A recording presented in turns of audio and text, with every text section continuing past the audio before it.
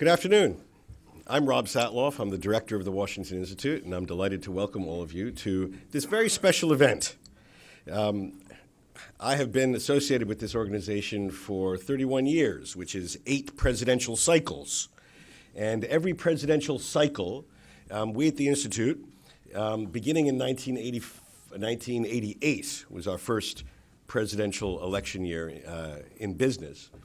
We have endeavored to bring together various groups of foreign policy practitioners in a bipartisan fashion to expose them to the challenges then facing America in the Middle East, to give them some special seminars, information, engagement, bring them to the Middle East, in the hopes that out of this exercise comes some modestly better prepared foreign policy officials in whatever administration would get elected that November.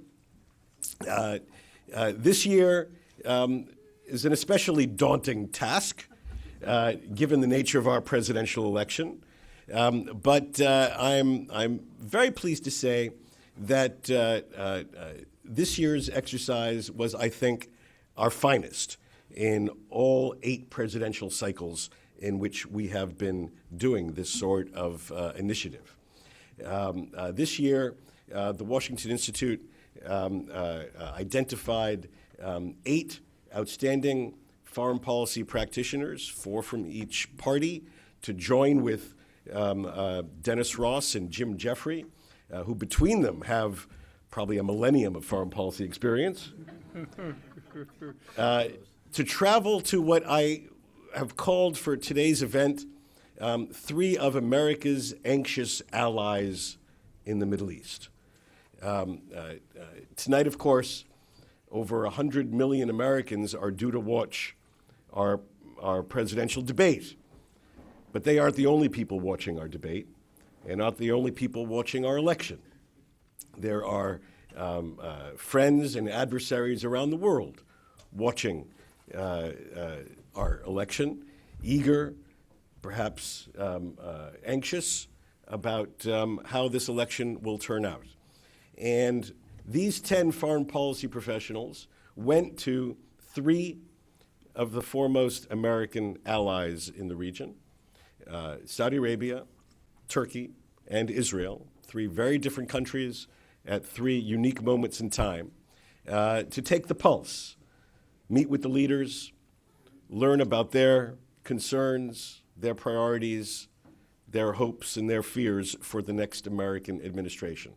And we will hear more from 4 participants on this trip about what they learned and how those lessons will have a bearing both on the last few months of the Obama administration and the opening months of our next president's term in office. I'd like to thank very much the donors who made possible this initiative, Phil and Regan Friedman of Chicago, who are here with us today. Phil and Regan are throwbacks to old-fashioned patrons of think tanks, namely very generous donors who have such confidence in the expertise and the skill of the organization that they are hands-off in how we spent their money, which is, from my perspective, the finest type of donors there are. But I will tell you, it is a rare, I mean, I say this with great pride in the type of donors that they are, because I've been in this business a long time. And to find donors who have such confidence in the professionalism of an organization that are willing to invest in an idea, but let the professionals carry it out, identifying the participants, identifying the travel, identifying the agenda, and yet sitting back and waiting for the results as they are here today. It is a real testament to their confidence in this organization and their foresight, and I thank you very much for your patronage of what we do.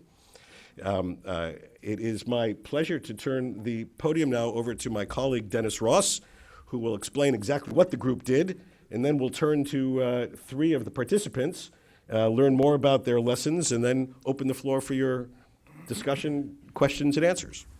Dennis. Thank you, Rob. Thank you, Phil and Reagan. See, I do it when you're not eating. Thank you, Dennis. You're welcome.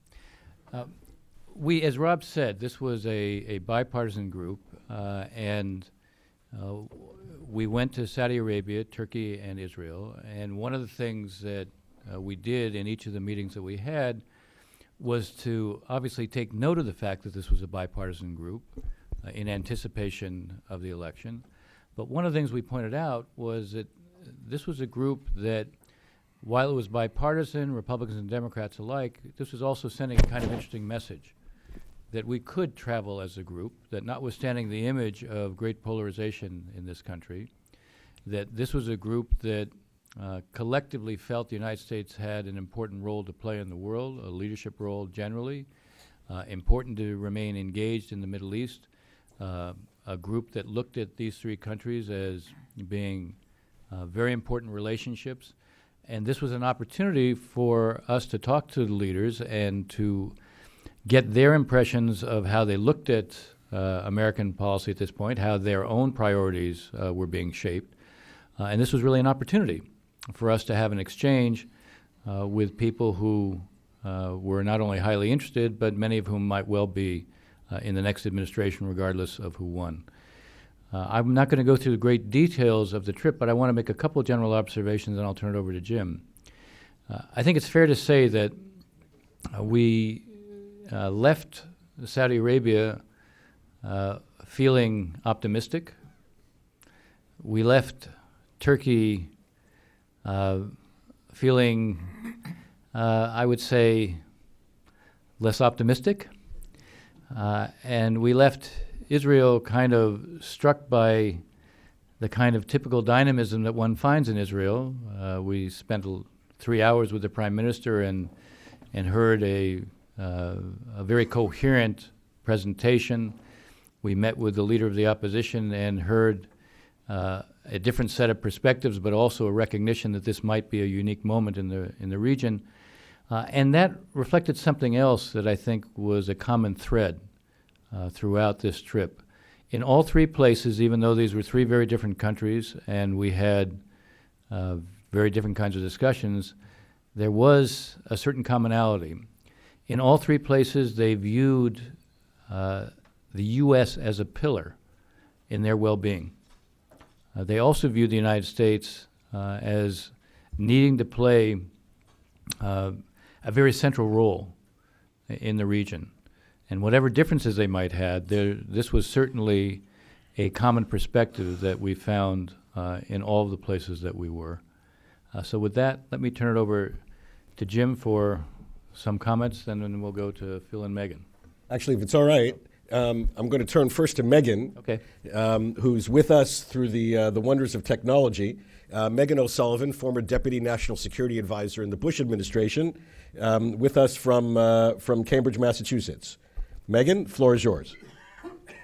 Great. Thank you, Rob, and good afternoon, everyone. Now that I'm seeing what you're seeing on my screen, I know I have to apologize for my backdrop. You can see how my beautiful river view has turned into a construction site here at the Kennedy School. So this is the reality that I am living.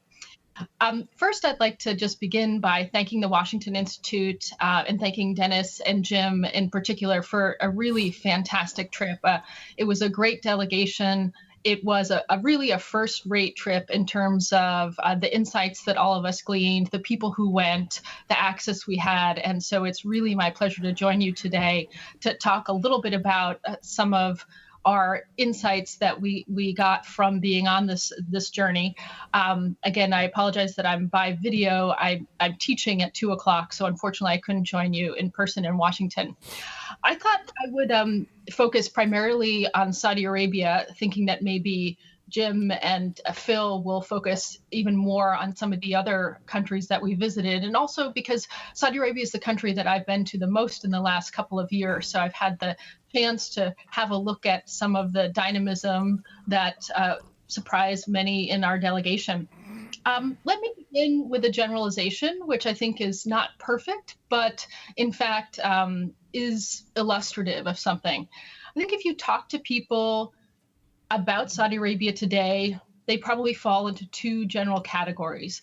The first are people who have not been there recently, and I think that they tend to focus on the enormous economic and demographic challenges the kingdom is facing, and focus on the real challenges of political secession and the issues of transferring power to the next generation, which have not yet been completed, but certainly have moved further than people anticipated. So those are the people I think who have not recently been there. That tends to be the focus when I hear them speak.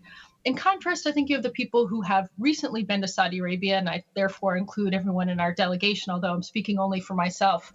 And I think those people walk away from a recent trip to Saudi Arabia really impressed, often surprisingly so, by the energy and the sense of purpose that you get when you visit the kingdom now. And this is a sense, I think, which is very different from a visit you might have gotten even a couple of years ago.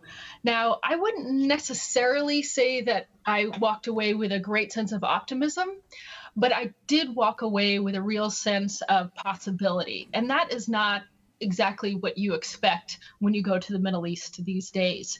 And the sense is that this is a real critical moment for the kingdom.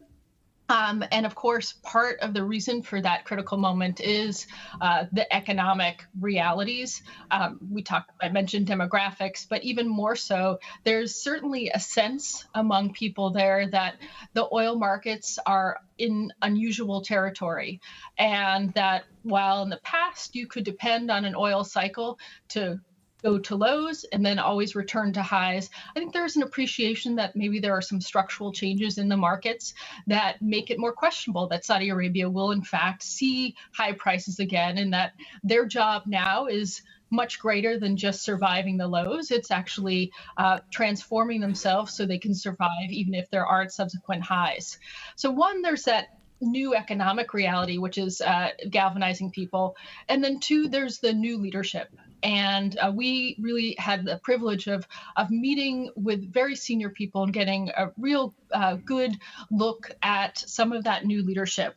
And often people will talk about how the Deputy Crown Prince Mohammed bin Salman has really consolidated power more so than any other individual in the kingdom, maybe since the founding of the kingdom. I've often heard that. And yes, that does impress you, the consolidation of power, one person holding so many critical portfolios. But I certainly walked away from our trip thinking it's not only impressive that this person has all the portfolios, but what is equally or even more impressive is how this one individual has really galvanized a team of people to really work, strive, and try to tackle some of the challenges of the kingdom. So again, what would be depressing would be to go to the kingdom when we know all these forces are kind of mobilizing against the future of the kingdom and see no one really gripped with the need for change. And instead, you walk away with exactly the opposite, that you've got the Deputy Crown Prince and a team around him of quite capable and impressive people who are really motivated for change. Now, we were obviously a delegation of foreign policy specialists, and so many of our conversations obviously focused on foreign policy. But what was striking to me was that almost every conversation began with talking about Saudi Arabia's internal transformation and this document or plan called Saudi Vision 2030. That's the starting point for everything from Saudis today. And I think that makes a lot of sense. I think that the Saudi Arabia, if they don't get their economic transformation correct, then all the other things are necessarily not going to fall in place. So I think they're right to focus on that. You really got the sense that was where the effort is. Certainly, we all had concerns about the level of ambition associated with that Vision 2030. And we heard from many people about that this is a product of lots of consultants and all of that. But I think, again, what is really, really striking is that appreciation of the dire moment and the need to tackle very, very tough issues. I had been to Saudi Arabia in February, end of February, beginning of March, just this past year, and I walked away feeling a little bit more sober. And the main reason for my sobriety was not only that I hadn't had a drink the whole time I was there, obviously, but was the fact that I sensed they were trying to make this big economic transformation, but I thought there's no way that they can be successful without making social and political reforms at the same time. You can't just transform Saudi's economy without taking a stab at political and social reform. And that was what I walked away from, say, 6 months earlier. This trip with the delegation in August, it was very clear that the Saudis were well aware of that this was not just an economic effort, but this was something that had to be a whole transformational effort. We had one of our interlocutors say, this is revolution disguised as economic reform.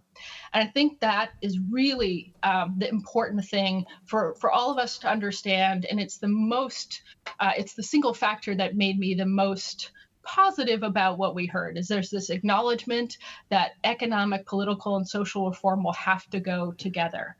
And my sense is that there's quite an active debate within the kingdom about how quickly this reform needs to go or should go, and the extent to which the social contract really can be renegotiated. My sense was some of our interlocutors thought it'll be enough to give Saudis just a more effective government.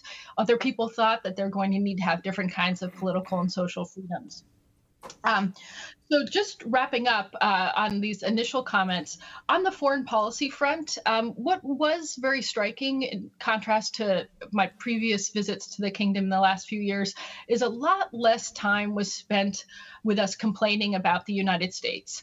It was almost a little bit, I felt as that were taken for a given that there had been a certain level of disappointment, but that instead the message I think we quite clearly got from our interlocutors is that U.S.-Saudi relationship is still absolutely essential to the kingdom. And very clearly, we got the explicit message over and over again that no matter whom Americans elect, Saudi Arabia is ready to work with that president and that administration.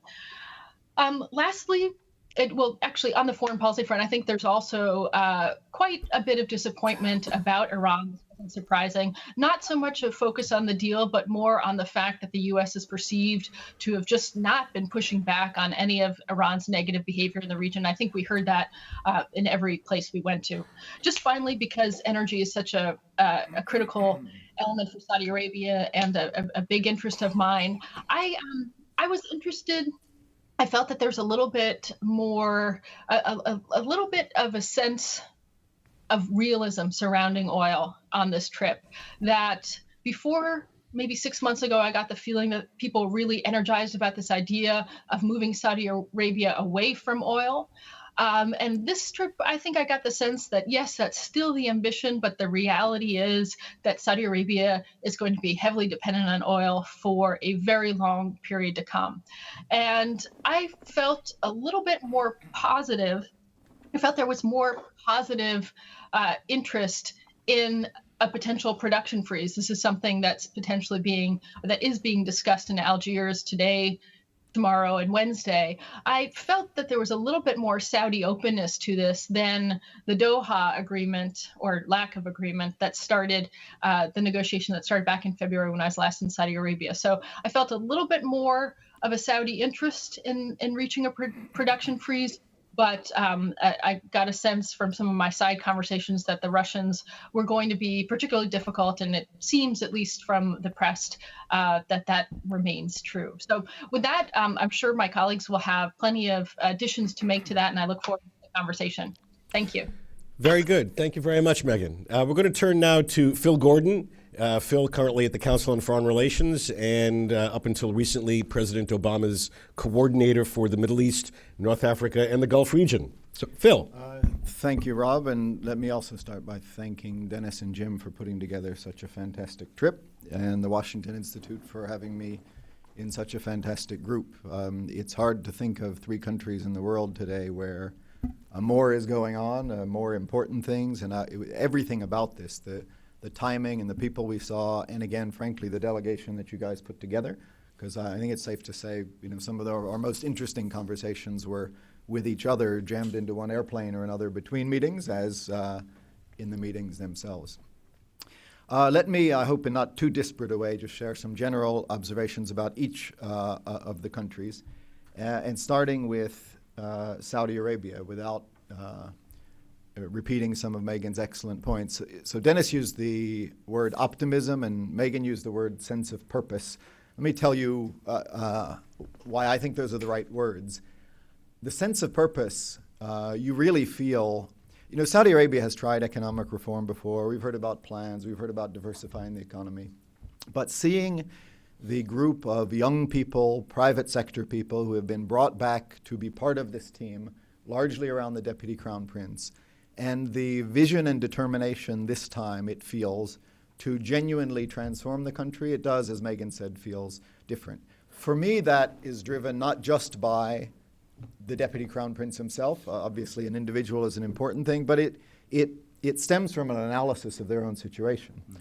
And that analysis of their own situation, I think, is a realization that they actually can't carry on like before. That oil prices are not going to significantly recover for reasons we can talk about, but OPEC is just not what it used to be, and it's not going to be.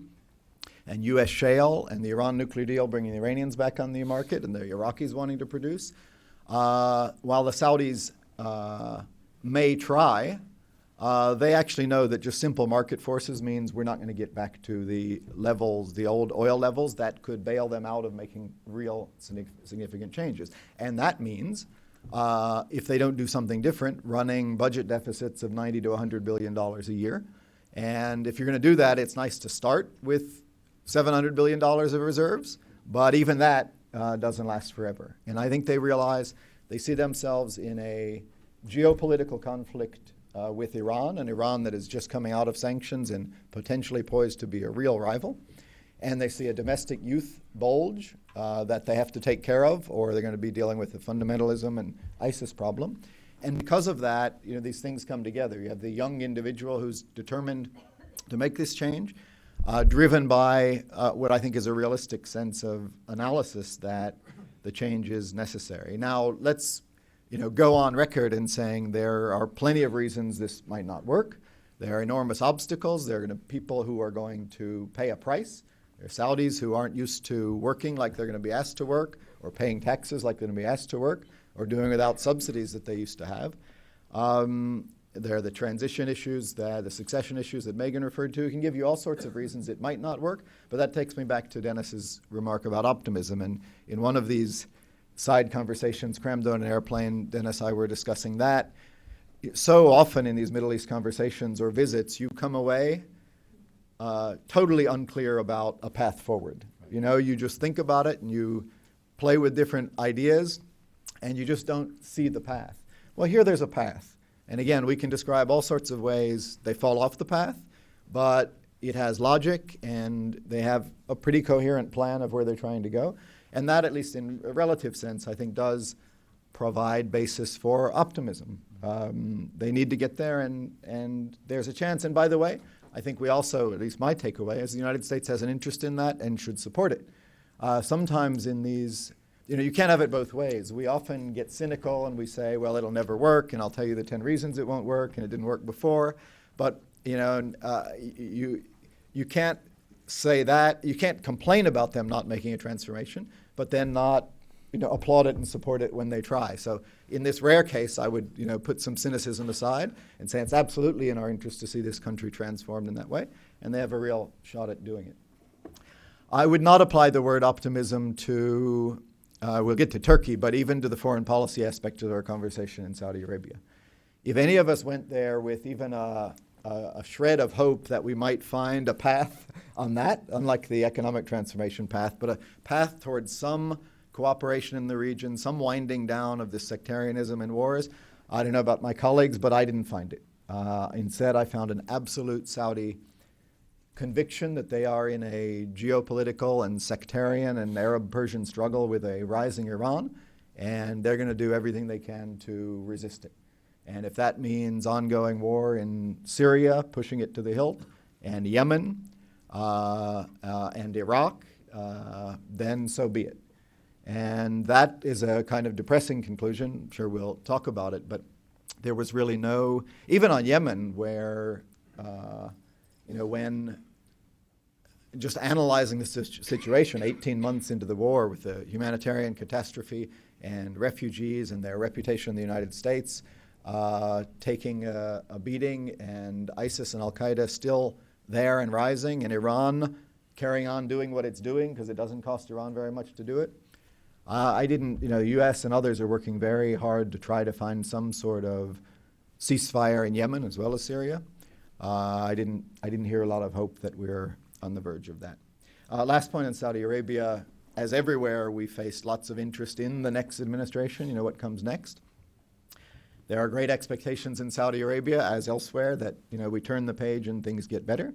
I think there is an opportunity to turn the page, and if nothing else, some of the baggage that has frayed relations of the past few years, not standing by Mubarak, the Syria Red Line, not overthrowing Assad, all of that can at least be put aside. But I do worry, and this will be my theme for each of the stops, that those expectations will be difficult to meet. A couple of words on Turkey. I think, at least this is a takeaway for me, that Americans in general underestimated the trauma that the July 15th coup was for the Turks. Even those of us who follow it pretty closely, I think there has been a tendency in the United States, and we certainly feel this from the Turks, to say, well, it was a failed coup, and it was a small one after all anyway, right? So let's move on. It happened late in our time, so by the time a lot of Americans woke up and even found out what happened, it had already failed. So it was like, all right, turn the page and move on. Well, when you go to Ankara and you see the bombed-out parliament by Turkey's own F-16s, and that 250 people died, and they do feel like the Gülenists had really infiltrated their country, it's a much bigger deal for them than I think a lot of Americans appreciate. And it was useful for us, I think, to hear that directly from the Turks. And I would add, not only the Turks you expected to hear it from, that is to say the Turkish government and those around Erdogan who had every reason to play it up, but what really struck me is the degree to which we heard that from people who have no truck for Erdogan, who are normally his greatest critics. And again, I defer to colleagues if they heard something different, but I don't know that we talked to anyone who doubted that there was a genuine Gülenist movement and infiltration that's a serious threat to Turkey. Because of that U.S. tendency to downplay the coup, I think we felt a real sort of Turkish feeling of almost betrayal by the United States. And Turks, in the best of times, feel misunderstood, and we don't have sufficient sympathy for the situation they're in. I think obviously Jim knows more about this than anyone. I'm sure we'll talk about it. But in this case, the fact that it was a month and a half before a senior U.S. official or politician visited Turkey, and the fact that we're not being, at least in their eyes, responsive on the extradition request to Fethullah Gülen, I think that that even exacerbated more than the usual Turkish feeling that we are not sufficiently sympathetic. That has somewhat been corrected because in the meantime the president has met with Erdogan and vice president took a trip to Turkey, but it's I think a big deal nonetheless. Last thing I'll say about Turkey, because again I know Jim will want to elaborate. Nothing I said about the reality of the seriousness of the coup and the reality of the Gülenist movement means that Erdogan isn't at the same time overreaching in his response to it. And much of the debate about this issue is, like, on one side, those who say this was a real threat and they really did infiltrate, it's a big problem, and those on the other side who are focused more on overreach. My takeaway is, it's possible those two things can coexist at the same time. There really was a threat, but at the same time, there's a lot of overreach going on. We heard about 20,000 people arrested and 80,000 losing their jobs, and confiscation of assets, which is obviously very serious problem. Israel, again, apologies for disparate comments, but Israel probably even more than in the other two, disparity is necessary, or disparateness, whatever the word is, because what did you call it, Dennis? Dynamic? Yes. There, for every two Israelis we saw, there were three views. So this is a little bit random, but I just make a couple of quick points. One is, Fascinating the degree to which the Iran deal, which was almost the exclusive subject of conversation in previous trips to Israel over the past year or so, which sometimes left me wondering, yeah, I mean, it's obviously a big deal, no doubt, but you got the Palestinians, ISIS, Syria, Egypt, that was all completely overwhelmed by or overshadowed by the Iran nuclear deal. Now I felt it was the opposite. We didn't spend a whole lot of time talking about it. It exists, and they may not like it, but are dealing with it and focused on other things. Second observation, I went there with an observation which I articulated to some interlocutors, and I leave with the same one, which is that as a general rule, the United States, and certainly this administration on the Palestinian issue tends to focus on why it is necessary to find an agreement, and Israelis, or at least this Israeli government, focuses on why it's difficult or impossible. And that's certainly been the Netanyahu-Obama dialogue over the past 8 years. And I kind of felt like it was our dialogue as well. And for as much as you want to go there and make the case about how necessary it is, you get a very articulate explanation of why it's also not possible, at least right now. Third, a lot of talk about Israel's relationship with the Gulf states and Egypt and Jordan, which I think is true and important, but I also get the feeling it's sometimes overstated, that there's so much hope that that's going to be the path for Israel's deliverance and even resolution of the Palestinian issue. I'm not so sure. Last, just again, apologies for the randomness, but Syria I found striking. For all the disparate Israeli views you hear on a lot of things, you often hear Israeli convictions about knowing the way forward.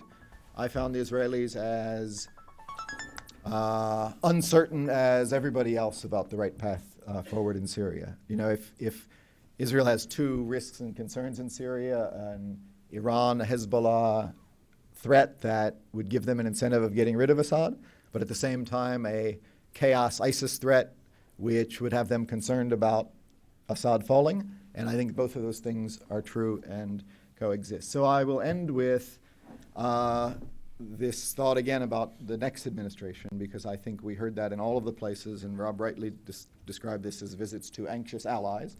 They are all anxious, and they are all exceedingly hopeful that our election will turn the page and bring about resolution to some of the differences and the things that have made them anxious for the past 8 years. One of the things I observe in general from working on these issues is that when our partners and friends talk about the need for U.S. leadership, they often mean the U.S. doing what they want us to do. And I think there's a degree of that in all of these stops. And in all of these stops, I think there are very high expectations that the next administration will come in and start doing what they want us to do. And I think it's going to be hard to meet that bar. Very good. Thank you, Phil. I'll turn now to Jim Jeffrey. Jim served, of course, as American ambassador in Turkey and Iraq, as well as Deputy National Security Advisor in the Bush administration. Jim. Thanks, Rob. And of course, as the fifth person, counting Rob, to go over pretty much the same territory with two more members of our Odyssey, Rob Dineen and Michael Allen, sitting in the audience. It's kind of... Rise 6 killer. Oh, I'm sorry. So almost all of us are gathered. It's a bit daunting to try to say something new. But what I'll try to do, in fact, is to pluck bits and pieces of my colleagues together very quickly, because you've already heard it, and a couple of remarks on Turkey to elaborate on particularly Phil's comments, and we'll take it from there. 3 themes. First of all, in all of these countries, I at least got the feeling that these folks felt that the Middle East was in a degree of chaos and uncertainty, the likes of which they hadn't seen. Now, many of us who've made our careers in the Middle East are used to a certain degree of dysfunctionality and chaos and crisis, but this seemed to be unknowns rather than the known unknowns, to quote a former defense secretary, and there was some worry about that. In particular, and we've already touched on this, the problem of Iran, at times Iran and Russia, came up obviously most strongly in Saudi Arabia. Second, with some caveats, particularly vis-a-vis Syria, in Israel, and most muffled in Turkey, where to the extent it came up, it was mainly focused on the problems of Syria. Although I cheated because I also was at a dinner with Erdogan last Monday night, and so he was a bit more clear on his concerns about Iran, separate from, although linked to Syria. So that's the first conclusion. The second one is, in their own way, all three countries reflected a certain optimism that while the region was going to hell, they were in pretty good shape, and they were going to find a way forward. There was a sense of confidence in all three, and given the fact that these are three of our four key allies and partners in the region, that's good. Less good is the fact that, depending on how you look at it, all three are projecting military force and hard power, train and equip, operational intelligence such, in their neighborhoods in a way that I can't usually think of any one of them doing in the recent past, and all three are doing this in response to this chaotic situation. Now, this might be allies stepping up and bearing their share of the burden, but it's a bit uncomfortable because traditionally we've been used to gathering everybody together in an American-led operation. That gets to the third thing, which is, again, everybody's willingness to work with us. Some concern that we might not have been as present or as clear in our objectives as in the past, and a hope that, as Phil said, that they'll be able to work with the next administration and a readiness to do so. It is difficult to define what they mean by American leadership. It's in some respects an empty word, and I've been trying to figure out what leadership means for 50 years. But I'd say a good start is knowing what to do, communicating what that thing is, and then succeeding at it. And there's a general feeling that this hasn't happened the way they would like to have seen recently, and hopes for the future. Turkey. A couple of things. As Phil said, for many Turks, and I used this exact expression, this 15 July coup attempt was like their 9/11. It was a shock. It was a shock to me because from everything I knew about the Turkish military, I didn't think, forgetting totally about Fethullah Gulen and his movement, I'll get to that in a second, and its infiltration, I didn't think that anyone would be able to get a big chunk of the Turkish military command to take up arms against their own commanding generals, and then to fire massively, if you look at the films and see some of the damage on the Turkish people, in some cases in response to the people rising up against them, but in many cases they just came out shooting. This is a huge shock to everybody. So the good side about this is that Turkey is unified. It's unified in believing that it was a miracle and a very good thing that the coup was put down. It's unified in the belief that the Gulenists were behind it. And it's unified in the belief that, for better or for worse, President Erdogan came out of it far more powerful. Now, two implications from that. First of all, when we didn't talk about the coup and we talked to various people who were not in the government, who were in other parties or in the media and other things, we saw the same splits that we all know exist in Turkey between roughly half of the population that is supportive of President Erdogan and the other half that are political opponents to him. And that's a major obstacle depending upon which way the president goes, because effectively at this point there are very little limits to how he wants to exercise this at least passing popularity as the guy who took the lead role in putting down the coup, and the absence of restraints on his power. He can go several different ways, either trying to maintain this unity, or he can go towards a more deliberate set of steps to set forth on a course for a very, very strong presidential system with him at the center of it.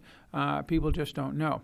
In terms of the United States, again, as we just heard, a real concern about Fethullah Gulen and a conspiracy theory. And we have to be careful here because people like me who've been dealing and trying to rebut conspiracy theories on the part of Turkish interlocutors since 1983 can get a bit jaded. This time on the Fethullah Gulen thing, this is a real serious issue between the United States and Turkey, and it's something I worry about because leaving aside the merits of the case or the facts behind this coup, extradition is a long-term, tricky thing involving the American judiciary. And in this room, I only have to say those words, American judiciary, and you know the problems. But that is not as well known in Turkey, and there may be a tendency to see anything other than a very fulsome response as another American effort to put Turkey under pressure and an unwillingness to understand what Turkey just went through. So we got to watch this very closely. Thank you very much. Very good. Thank you, Jim. And now some other remarks by Dennis, who, of course, served in this administration as Senior Director for the Central Region, and whose experience goes back, well, for a very long time. Dennis. Well, you already said that Jim and I basically cover the millennium, so conservatives, guessing that, estimating that conservatively. Look, I'll just add a few comments to what you've heard, which I think pretty well capture the experience. On Saudi Arabia, what I would add is the following. I think I walked away with a sense that Saudi Arabia has two priorities. One is the national transformation and modernization on the inside, and I would emphasize this is a determined effort to produce a successful model of development, and I would simply note we haven't seen one in the Arab world, ever. And actually producing a successful model of development could have very far-reaching implications in the region, which we can get into in the discussion. The other priority is on the outside, and that has to do with Iran. And there is, as Phil said, there's a real preoccupation with Iran. There is a desire to see that the United States takes the Iranian threat and Iran's use of Shia militias around the region as seriously as they do. And that will be a challenge, I think, for the new administration. We can come. I will come back to that just at the end of my comments.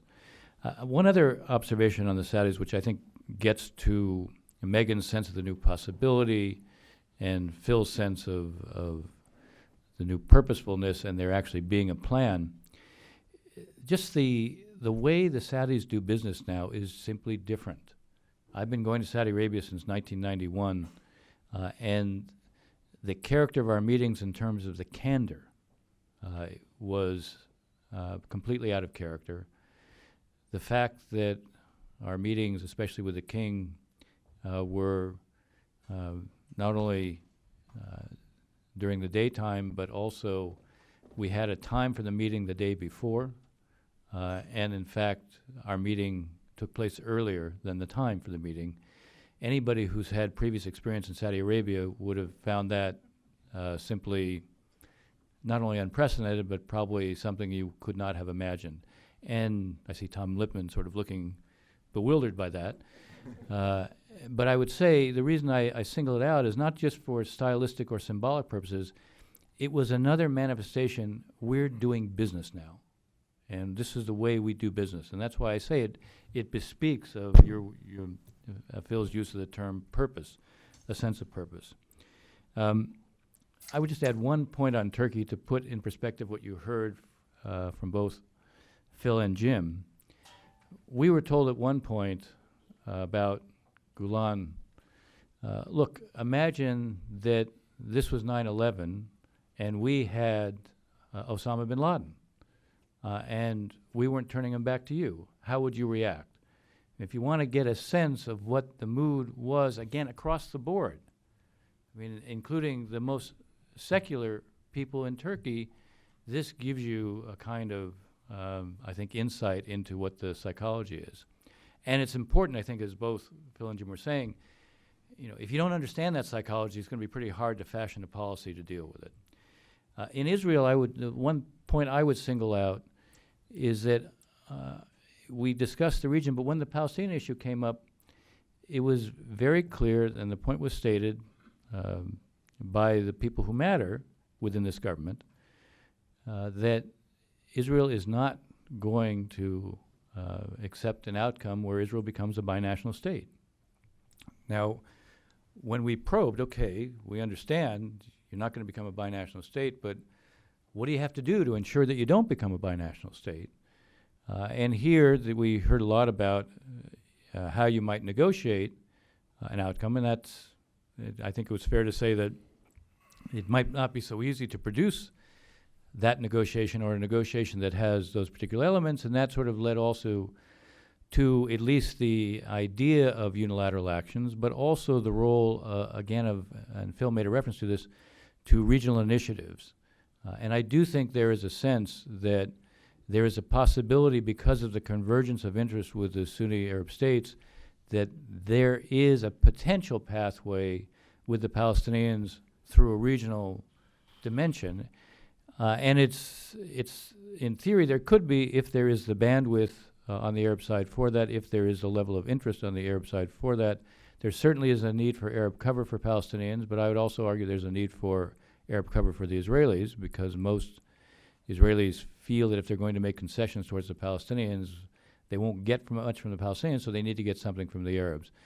The issue is going to be, as I said, whether there is the level of interest on the Arab side, number one, but that can certainly be probed. There shouldn't be a false sense within Israel that this is a way to deal with the Palestinians on the cheap, because if you're going to engage some kind of Arab initiative on this, they're going to want to be able to produce for the Palestinians what the Palestinians could not produce for themselves. Nonetheless, there is a new landscape in the region, and there is a convergence of interests. There is a kind of strategic understanding of not only the threats, but also the role that Israel can play in terms of countering those threats. And it brings me back to what will be kind of my last observation. The one thing that I think emerges from all three stops is not only the desire for U.S. leadership, and as Phil said, high expectations of what and how things might change, but I do think what they're looking for is some greater American commitment to be prepared to counter what the Iranians are doing in the region. And the question is how best to do that.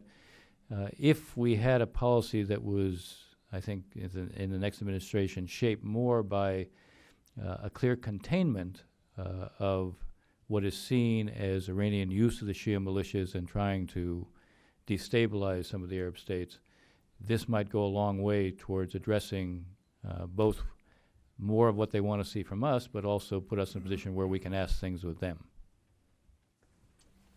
Very good. Thank you. Well, thank you to all four of our panelists for reporting on your general observations from this trip. Let's now delve a little bit more deeply into this, and I'm just going to start by asking each of you if you had to write a memo to the next president with one or two action items that the next president should do to repair the relations with each of these anxious allies. Not the general, more leadership, more this, more that, but something in the first month, first 60 days that would change the disc, change the mood, the relationship.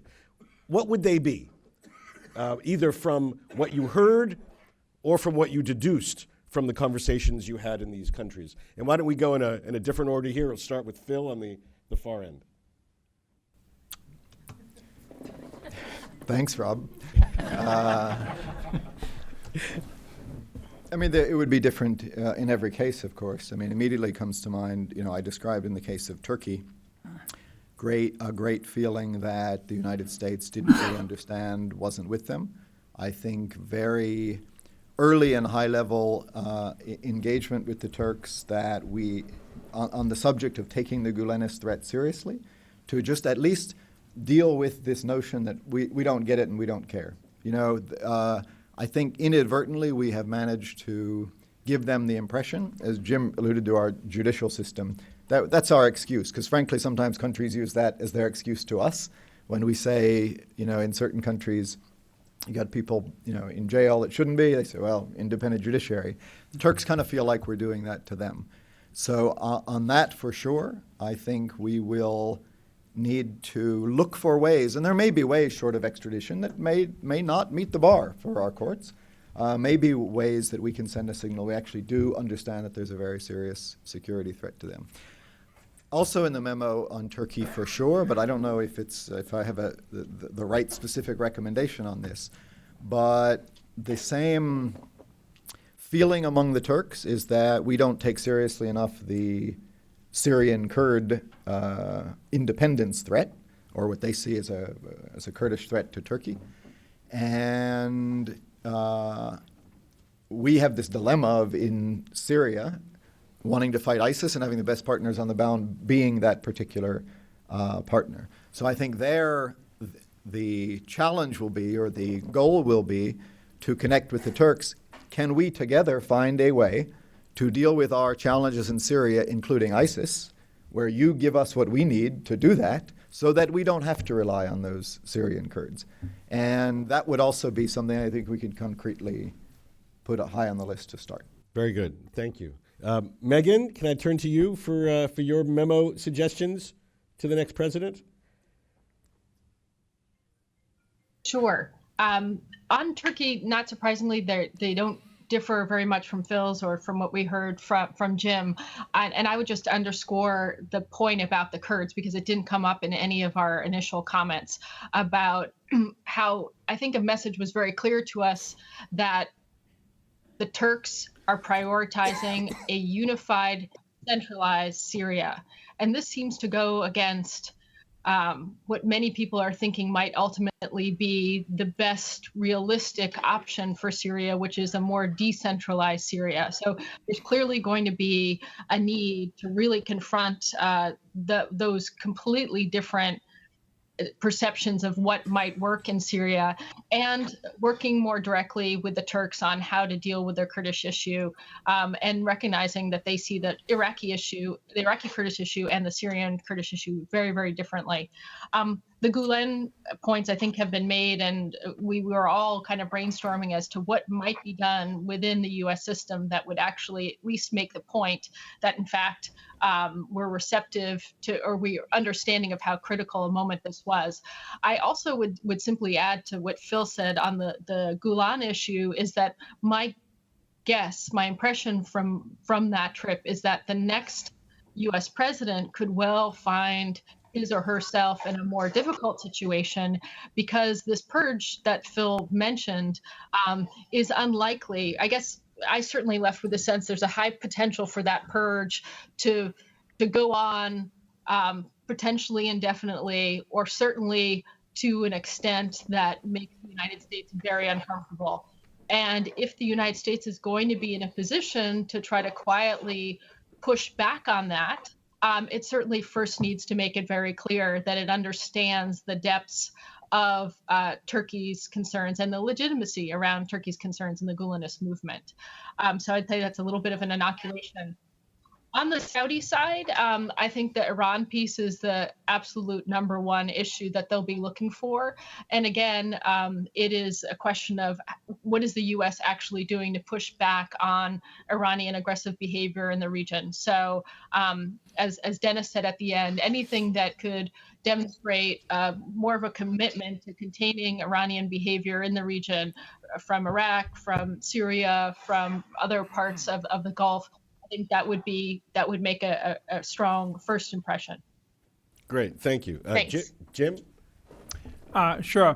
5 quick things. The most important would be not take, because it would be too early, but announce a trip by the president to the region to include our key allies at a minimum, be a long trip. The 3 we went to, and it's very important that Israel would be on the list, Afghanistan, Iraq, and Egypt. 2, while at bottom our problems and issues with our allies and even in the region is not a question of military resources or even of military, it's a factor right now.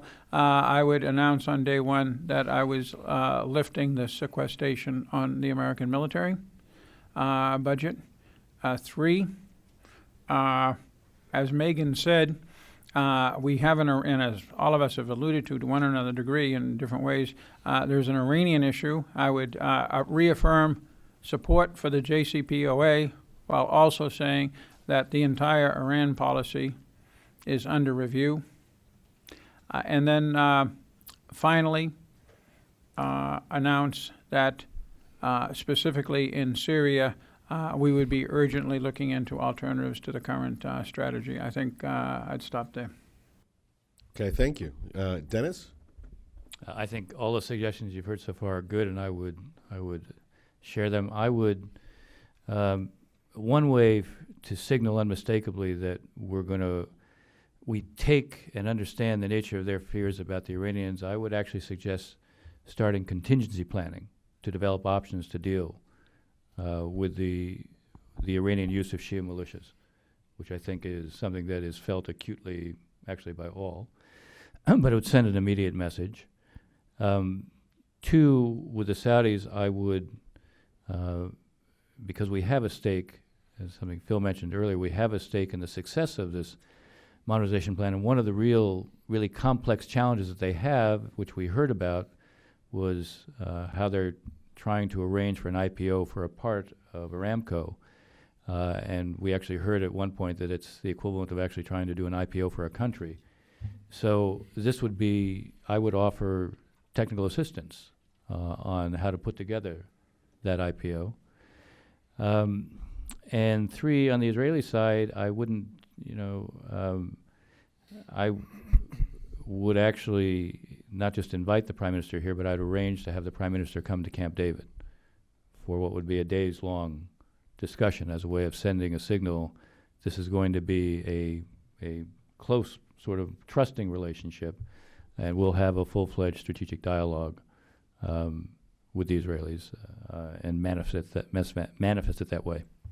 Good. Phil, another idea? No, it's one more thought, which is not adding a further idea to our growing memo, but it's a thought which is relevant to my comment earlier about the risk of high expectations and why this is so hard. And the reason I know it's hard is because I did write that memo for the current president, in the sense that it's not only now that we're waking up to the fact that we have anxious allies and we need to be doing things to reassure them, especially in the wake of the Iran deal. So even the current administration faced that challenge, and I dare say it tried to act upon it. So it invited all of the leaders to Camp David, all of the Gulf countries, beyond the outreach to Israel. There, the president made a very clear pledge to defend these countries from external aggression, just about as far as you can go, short of a Article 5 defense guarantee. Agreed at Camp David to accelerate arms transfers and technology transfer, and agreed the biggest package of arms deliveries to the Gulf states, including standoff weapons and advanced things, partly as this reassurance project, and took a clear line on fully implementing the Iran deal, designations, and so on. So a degree of that space has been filled. The challenge is, if you really want, and let's take the Saudis, because that's who we're first and foremost talking about here, they're anxious in part, and this is kind of what I meant by their demand for leadership. What they'd really like for the United States is for us to overthrow the Assad regime and drive the Iranians out of Syria, whatever it takes, possibly to get rid of the Iran deal and the lifting of sanctions and put it back on. Absolute support for the Sisi regime in Egypt, whatever our other concerns there might be, and fulsome support in Yemen, whatever the consequences of that. So that's what the next administration is going to have to deal with. What can you do to reassure them, but that is also consistent with the way you analyze your own interests and what you're prepared to do? Yeah, if I could respond a little bit to that, because I agree with Phil that what the Saudis, and to some extent most of these other folks want, is a maximalist position, and we're not in the business of granting anybody a maximalist positions, and that's a pretty good summary of what the Saudis would want. So that's up here. The problem is, what I would say is, the Camp David summit, of which 2 of the 6 attended, which was, I think, a deliberate insult, and it wasn't a good thing, but it shows you where they are down here, because the primary problem they have with Iran and with instability in the region is not a military attack on them where U.S. hardware would be helpful. It's the infiltration in the undermining of Arab state after Arab state by what they see is Iran with its religious Shia ideology, its Shia militias in its sense of, and I saw this in Iraq, you see it with the state within a state of Hezbollah in Lebanon, you're seeing it in Yemen, and you're definitely beginning to see it, or have seen it in Syria, of not only establishing pro-Iranian systems or governments, but even undermining the government. This is one strain between Russia and Syria, is which kind of people to support. The Russians want to support the regular Syrian government, and the Iranians are out there building alternatives to it, just as we see in Iraq. This is terribly frightening to the region. So this up here, as Phil laid it out, is what they would all like to see, and they're not going to get it because it's not in their interest. This down here is what we've been giving them so far. Fairly or not, they don't think that's enough. If we're going to be in this game and play with them, we're going to have to find something in this sweet spot between them. Okay, very good. Thank you. All right, let's turn the floor over to your questions, and please feel free to ask Meghan far away. She'll be leaving us to teach in about 15 minutes. We'll start over here. If you can wait for the mic right in front. If you can wait for the mic, and if you can kindly identify yourself for our viewing audience. Hi, my name's Tara McKelvey. I work for the BBC. I'm wondering if you can tell us about the Obama legacy and what you thought the legacy was in the region before your trip and after your trip, based on the conversations you had. The Obama legacy. I just did for my part, so I'll be silent. Dennis? Well, look, I think what we found was not surprising to us. There is a convergence of sort of dissatisfaction with both, certainly with the Arab leaderships and with the Israelis, but to some extent we heard it in Turkey as well. I mean, one thing we heard in Turkey was, how could you let the Russians play this kind of a role within Syria? They don't have nearly the power you do, and yet, in a sense, you acquiesce in it. And so I think it's, there is a legacy of ironically, I will say, because there's a level of disappointment with what the American role has been, fairly or not, because Phil can outline, there's been an effort to address the kind of concerns, but obviously, at this point, for different reasons, it hasn't been satisfactory. Now, just because the concerns sometimes can be rooted in all sorts of reasons, what we can't do is ignore the fact they exist. We don't have to accept that all the concerns necessarily are legitimately rooted. We need to take account of one virtue that any new administration has, is that it's a new administration. And it can come in and it can say, look, we understand these are the concerns that you have, and here's how we would propose to sit down with you to talk about the region as a whole, to make some judgments, to make some assessments about the region. What are some of the best ways to deal with it? A new administration has the luxury to do that. An existing administration, even if it says certain different things, everything is heard through a certain, everything is seen through a certain prism. So I do think that is a legacy. One thing, this gets back to a point that Jim was saying on the JCPOA. There is also a perception out there that the administration is bending over backwards to excuse certain Iranian behaviors, and here again, I think a new administration can come in and say we will hold the Iranian feet to the fire, and that would also be a way to address some of the existing concerns. Very good. Okay, David Weinberg in the center here. Thank you very much. Hi, David Weinberg, Foundation for Defense of Democracies. I'd like to ask if you could elaborate a little bit on an element of what was described about your trip in an article by Zalmay Khalilzad. In it, he described what struck me as really phenomenal, surprising, remarkable potential reforms that were promised in the religious sphere in Saudi Arabia, particularly moving away from exportation of Saudi religious creed, moving towards moderation and away from incitement against other religious groups.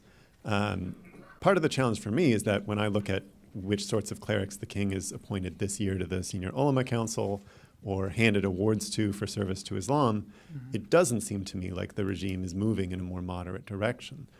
So I was wondering if you could explain sort of what those steps were that were discussed. Maybe if you can say which sorts of interlocutors were sharing these. I don't know if you can or can't. And then what makes you feel that this might be more than just cheap talk?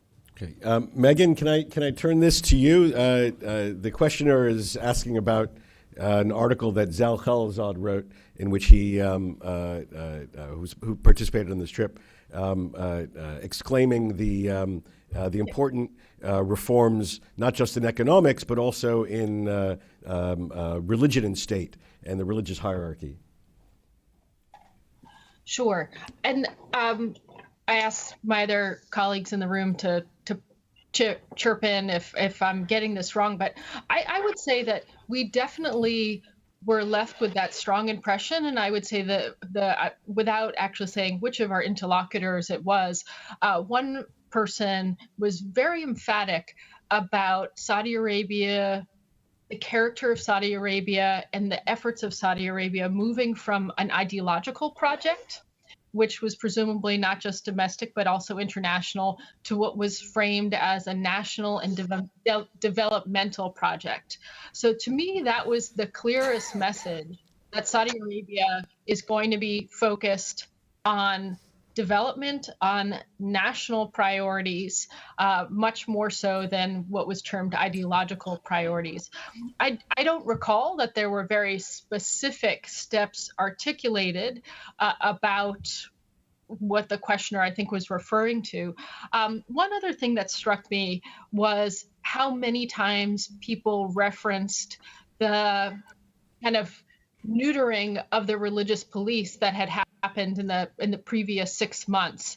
And this was taken as an example of a step that was alleged to be very difficult to take. And it was taken pretty firmly allegedly without any kind of backlash. Now, my guess is that this is in part because of King Salman himself and his relationship with the religious establishment. And I imagine that there is a little bit of a balance to be struck here about reining in some of these elements of society in a way that there's not too much of a backlash. But I certainly, the thing I would point out is this shift from the ideological to the national and the developmental as being potentially the most significant. Anybody else want to add on this theme? I would add just one point. I completely agree with that. Again, without getting into the specifics of who, there was, suffice it to say, we did see some who had responsibility for what might be described as a broader Muslim responsibility. And in that discussion, what was interesting was, again, the focus on sort of new education, a new orientation, the importance of discrediting what is kind of the ISIS message, that only they can discredit that can't come from here.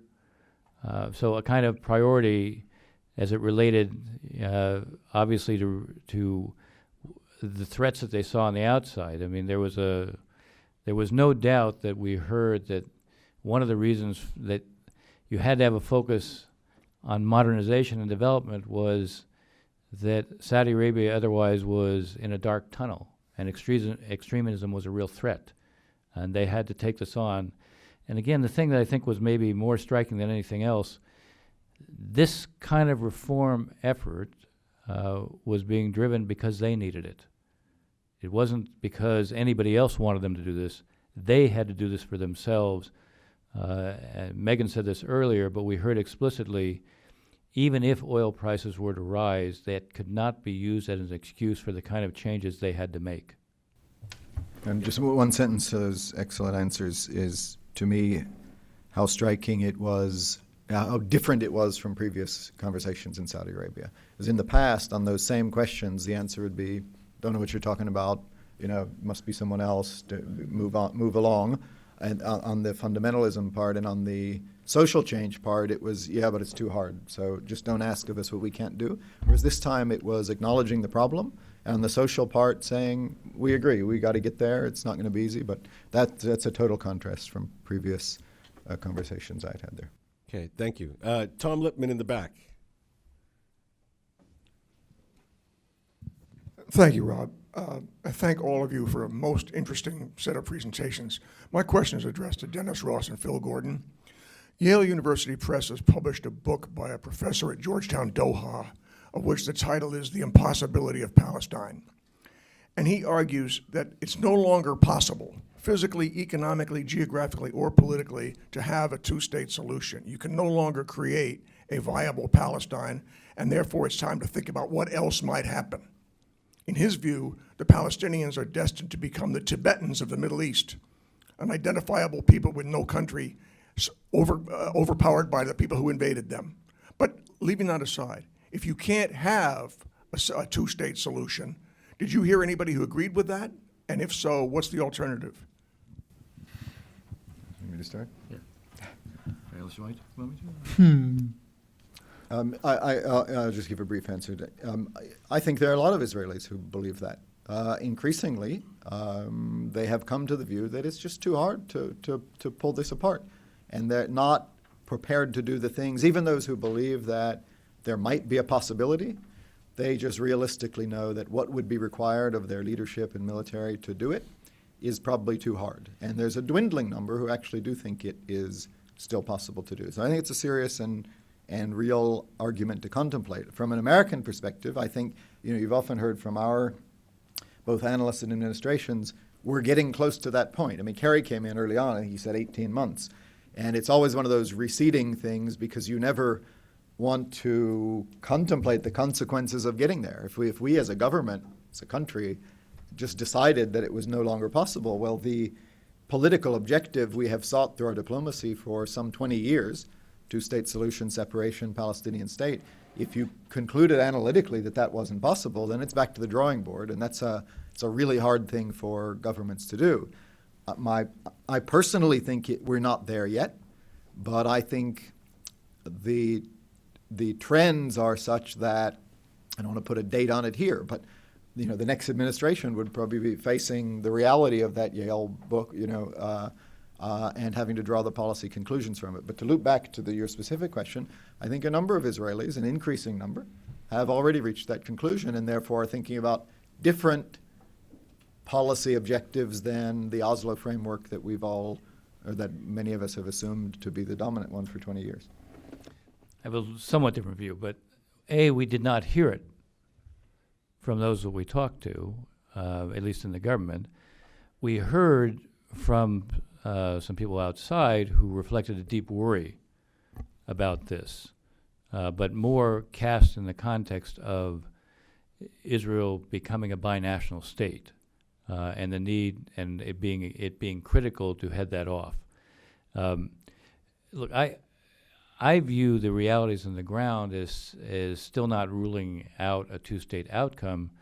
What I still see as the greatest threat to a two-state outcome is the fundamental disbelief on the part of both Israelis and Palestinians alike.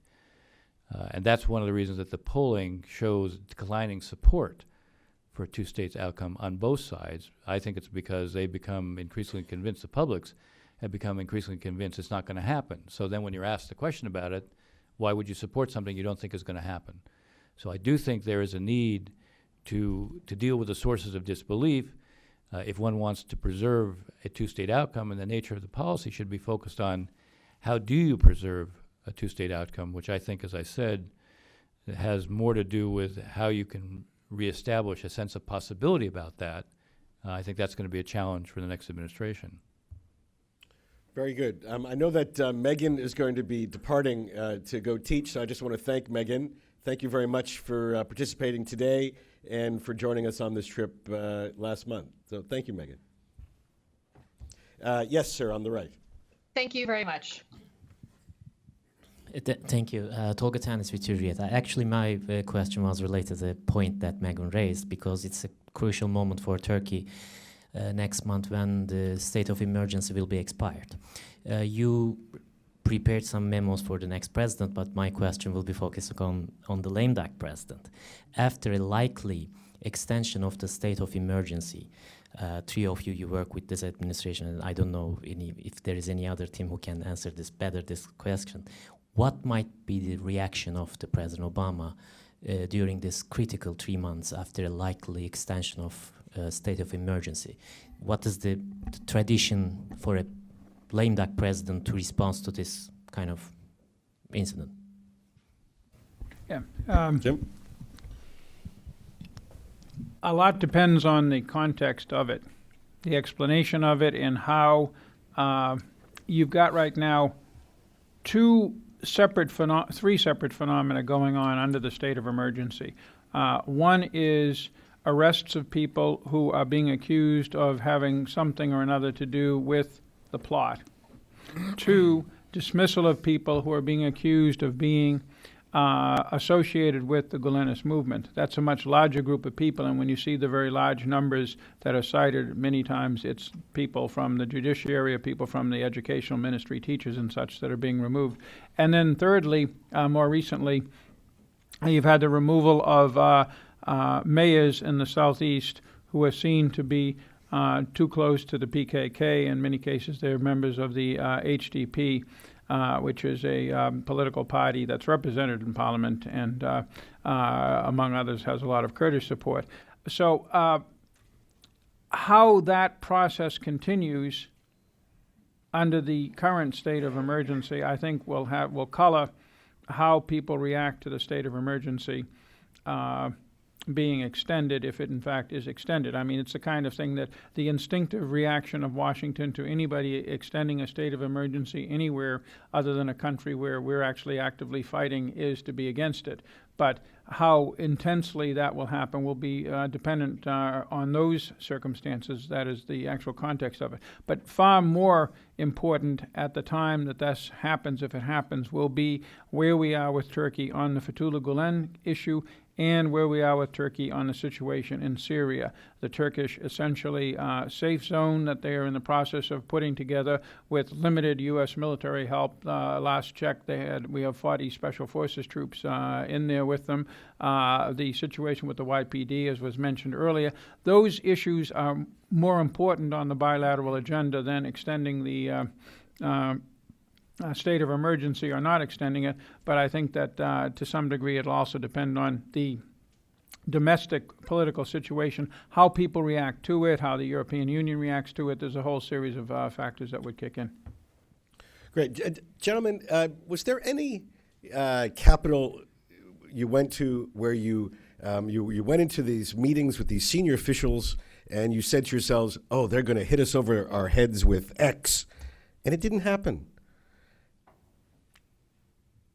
Was there some issue that you thought, oh my gosh, you know what? They didn't drop it on us. We expected that, but it didn't happen. The Turks in particular didn't disappoint us. They didn't disappoint.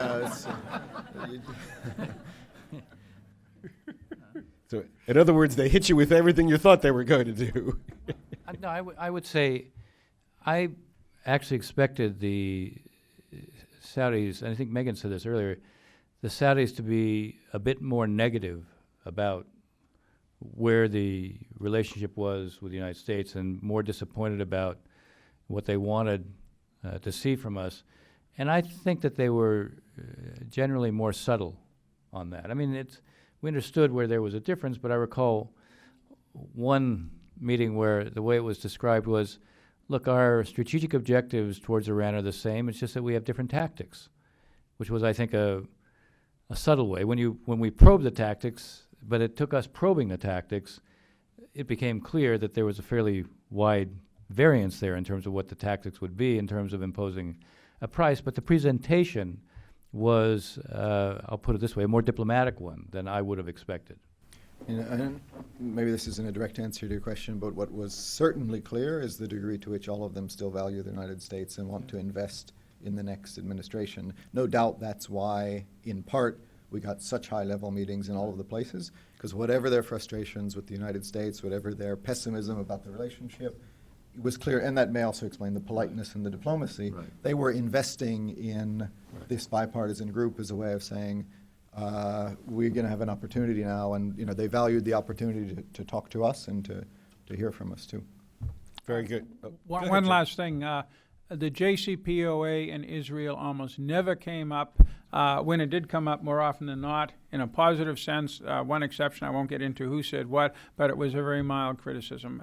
Maybe we expected that, but I think that's the reality, and that's something that the next president will have to take into account vis-a-vis Israel. Yes, right here.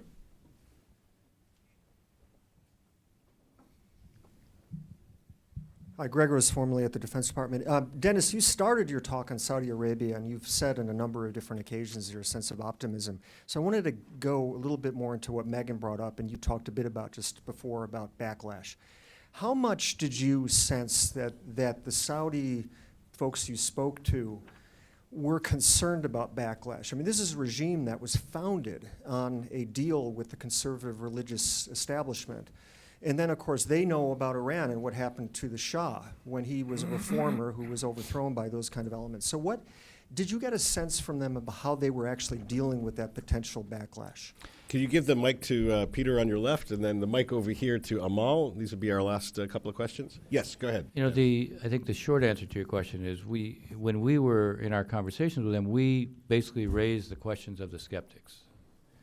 We said, look, there's a lot of skepticism on the outside. There's a religious establishment here. There's a conservative religious establishment here. You know, I think our impression was that they're mindful of it, but they had some counters to it. It's the issue of the neutering of the religious police was taken as one example, without a backlash. I think there was also a kind of an interesting explanation.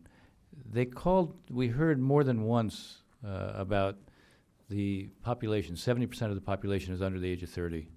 Highest per capita use of Twitter. And I saw this as kind of a response to that by saying that this was a way of recognizing, look, what we're doing actually is necessary because if we don't do this, there's going to be a much bigger backlash. And you know, this words of being in a dark tunnel was sort of being highlighted. So I didn't feel that they were unmindful of it. I thought they were very mindful of it, but it was almost as if they have their counterpoint. Look, if you hold us back, this is what you're going to face. And you know, I think this is how they addressed it, but I think it's also that wasn't just their point with us. I think it also reflects a kind of the mindset that they now have, and also why there's such a high level of determination. One last point. I recall us asking at one point, one of the people we were talking to, what's your biggest concern? What's your biggest worry? And it was that we have to be patient enough, even though our targets are very ambitious, and they have to be ambitious because if we set lower targets, you're unlikely to achieve even that. Nonetheless, we have to be patient because we have to be able to implement what we say we're going to do. This becomes the key source of our credibility. If we're able to implement what we say we're going to do, this, in a sense, gives us greater authority to deal with those who might try to resist what we're doing. Great, thank you. Peter, and then Amal. Peter Rosenblatt, what happens if we don't extradite Gulen? Jim. That's one of those you cross that bridge when you get to it kind of questions. It will not go over at all well in Turkey, no matter what the legal explanation of it is, and there's a whole history of the U.S. government going to court against Fethullah Gulen and not succeeding. That's my concern. That is, these were good faith efforts on the part of the U.S. government at various earlier points of his adventures in America, and he was very successful in the judicial system. So there's no guarantee that will happen, and we'll just have to deal with that when the time comes. Amal Nodlali. Yes, thank you very much. My question is concerning justice for against supporters of terrorism. That's now, and everybody is expecting this week that the Congress might override the veto of the president. I was wondering if JASTA passes, what kind of implications this will have on U.S.-Saudi relations. Thank you. Did the issue come up at all in Saudi Arabia? We're talking about the legislation concerning, changing state sponsors. To answer your previous question about what we might have expected to be bashed about but weren't, it didn't come up. It hadn't been passed. I think it was passed just after we were there, right? So, had the timing been differently, we might have heard from. That's right, but we didn't. And just based on your experience, do you expect there to be any repercussions in bilateral relations, or how the Saudis would react if indeed the veto is overridden? Look, I think obviously the Saudis will, I think they will certainly be very clear and public about their opposition to this, and that this is something that is unacceptable. Having said that, what they're doing on the inside is being driven by their own needs, not by anything else. Having said that they see the importance of the strategic relationship with the United States, they obviously will have to weigh the nature of their response against what are these larger priorities that they have. But I wouldn't underestimate what they will certainly say about this. I just think you have to evaluate it in this larger context. Very good. So, Phil, Dennis, Jim, thank you very much. Thanks to all the members of the delegation that are here today. I appreciate that for participating. And thanks to the Friedmans for supporting this initiative. And thank to all of you. Just one word. This is just one of several presidential transition initiatives the Institute is undertaking. So as the weeks and months pass between now and the third week of January, you should be receiving and hearing a lot more about specific policy issues in which small groups of bipartisan experts are looking at key issues on the Middle East agenda. So thank you very much. Thanks for joining us.